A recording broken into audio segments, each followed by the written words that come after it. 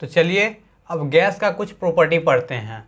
तो पहला गैस का क्या प्रॉपर्टी है, gas neither have definite shape not definite volume. कह रहा है ना कि गैस के पास न ही डिफिनिट शेप होता है और न ही डिफिनिट वॉल्यूम होता है। तो सच्चाई है भाई यही, क्योंकि इसका जो पार्टिकल्स होता है, गैस का जो पार्टिकल्स होता है उसके बीच में जो फोर्स ऑफ अट्रैक्शन होता है बहुत ही कम होता है। क्यों? क्योंकि जो गैस का पार्टिकल्स के बीच में जो डिस्टेंस होता है बहुत ज़्यादा होता है, जिसके कारण से फोर्स क्या होता है, कम होता है। जब फोर्स कम होगा तो उसका क्या होगा, पार्टिकल्स एक जगह पे फिक्स नहीं रहेगा, वो इधर से इधर मूव, रैंडम उसमें क्या होगा, मोशन होते रहेगा, एक जगह पे उसका फिक्स नहीं रहेगा, वो ट्रांजिशनल और रोटेशनल दोनों मोशन करेगा, जिसके कारण से उसका न ही उसका शेप फिक्स होता है और न ही उसका वॉल्यूम फिक्स होता है। वॉल्यूम भी इसलिए फिक्स नहीं होता है क्योंकि उसके बीच में जो डिस्टेंस बहुत ज़्यादा है, तो अगर उसको कंप्रेस करेंगे तो उसका वॉल्यूम क्या हो जाएगा, कम हो जाएगा। और जैसे ही हम लोग उस पर से जो फोर्स अप्लाई किए हटा देंगे,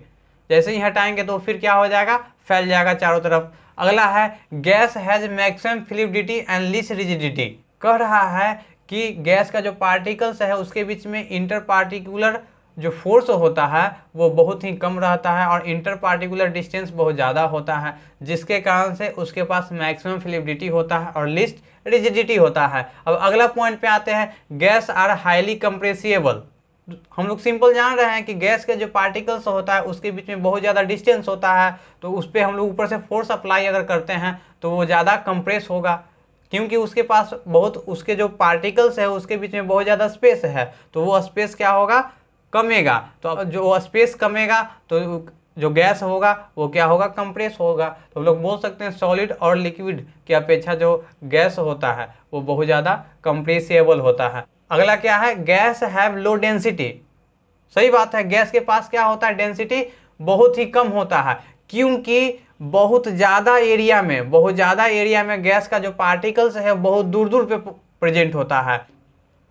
मान लीजिए कि 3 कंटेनर है, 3 कंटेनर, तीनों का क्या है, शेप जो है वो फिक्स है, मतलब उसका जो वॉल्यूम है वो क्या है, फिक्स है। तो देखिए ये कम वॉल्यूम में नंबर ऑफ पार्टिकल्स क्या है, ज़्यादा है। तो सॉलिड के कंपेरिजन में क्या, सॉलिड में क्या होगा कि सॉलिड का जो डेंसिटी है वो बहुत ज़्यादा होगा, लेकिन अगर लिक्विड में देखेंगे तो उतना ही जगह में जो लिक्विड का पार्टिकल्स है सॉलिड की अपेक्षा क्या है, कम है। तो सॉलिड की अपेक्षा डेंसिटी भी लिक्विड में क्या होगा, कम होगा, लेकिन गैस में देखेंगे तो बहुत ही ज़्यादा कम है। अगला है the kinetic energy of the particle is in the gaseous state is quite high. कह रहा है ना कि जो गैसियस स्टेट में काइनेटिक एनर्जी होता है पार्टिकल्स के बहुत ज़्यादा होता है। सही बात है, क्योंकि फोर्स ऑफ अट्रैक्शन पार्टिकल्स के बीच में बहुत ही कम है, तो वो फ्री मूव कर सकता है इधर से इधर। इसका मतलब है उसमें मोशन क्या होगा, रैंडम मोशन होगा, बहुत ही ज़्यादा होगा। तो मोशन ज़्यादा, इसका मतलब क्या है, उसमें काइनेटिक एनर्जी ज़्यादा है।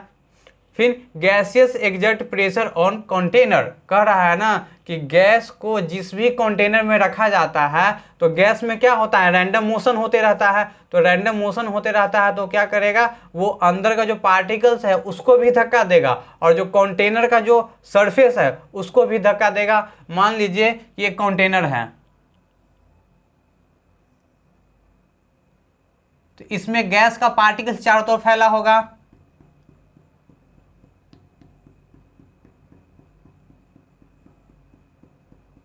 तो इसमें जो गैस का पार्टिकल्स है वो चारों तरफ फैला है। तो ये जो पार्टिकल्स होगा इधर भी मूव करना चाहेगा तो इसको धक्का देगा, इधर भी मूव करना चाहेगा तो इधर धक्का देगा, चारों तरफ वो रैंडम मोशन करते रहता है। गैस का पार्टिकल्स क्या करता है, रैंडम मोशन करते रहता है। देखिए समझने की कोशिश करिए, इसमें क्या होता है, रैंडम मोशन होते रहता है, ऊपर नीचे दायां बायां चारों तरफ वो मूव करता है। तो क्या करेगा, इसके पास रैंडम मोशन है तो ये बगल वाला जो पार्टिकल्स है इसको क्या करेगा, धक्का देगा, ये आगे वाला को धक्का देगा। और ये जो पार्टिकल्स, इसके पास अपना भी एक रैंडम मोशन है, दूसरी बात ये पार्टिकल से भी उसको धक्का मिला है, तो क्या करेगा, ये जो बगल में सरफेस है कंटेनर का, जो सरफेस है उस पर जाके धक्का देगा। जिस भी कंटेनर में गैस को रखा जाता है तो गैस चारों तरफ क्या करता है, प्रेशर इक्वली डिस्ट्रीब्यूट करता है। मतलब इसका यहाँ जितना प्रेशर होगा गैस का उतना ही प्रेशर यहाँ भी होगा, यहाँ भी होगा, यहाँ भी होगा। मतलब कोई भी जो गैस का कंटेनर का सरफेस कहीं भी अगर हम देखें तो उसका जो प्रेशर होगा वो बराबर होगा। लेकिन अगर लिक्विड के केस में देखें तो लिक्विड में क्या होता है ना कि लिक्विड में डेप्थ जाने पे जैसे जैसे हम मान लीजिए कि यहाँ तक लिक्विड है, यहाँ तक लिक्विड है, तो यहाँ का जो प्रेशर है बहुत ज़्यादा होगा, यहाँ प्रेशर बहुत ही कम होगा। लेकिन अगर हम लोग सॉलिड का बात करें, अगर सॉलिड का बात करें तो सिर्फ जो बेस होता है, बेस मान लीजिए कि यहाँ पे एक पत्थर रखा हुआ है, तो ये जो बेस हुआ, बेस पे ही प्रेशर रखता है, ना कि इसका जो सरफेस होता है, बल्कि जो साइड वाला ये सरफेस है, इसमें प्रेशर नहीं लगेगा, इसमें प्रेशर नहीं लगेगा। जिस जगह पे रखा रहेगा बस उसके नीचे वाला जो सरफेस है उसी पे उसका प्रेशर लगेगा। लेकिन जो लिक्विड होता है, लिक्विड में ये कंटेनर का जो सरफेस, इस पे भी प्रेशर लगता है, इस पे भी प्रेशर लगता है। लेकिन क्या होता है कि जैसे जैसे हम लोग पानी के गहराई में जाएंगे वो प्रेशर इंक्रीज होते जाता है। लेकिन गैस में अगर देखेंगे तो चारों तरफ सरफेस पे क्या होगा, इक्वल प्रेशर लगेगा, चारों तरफ क्या होगा, इक्वल फोर्स पार्टिकल्स अप्लाई करता है।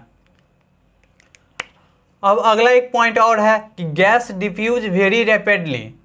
कह रहा है कि गैस है वो सॉलिड और लिक्विड के कंपेरिजन में बहुत ही ज़्यादा डिफ्यूज करता है। तो सही बात है, उसके भी उसका पार्टिकल्स क्या होता है, फ्री होता है मूव करने के लिए, इधर भी मूव कर सकता है, इधर भी मूव कर सकता है।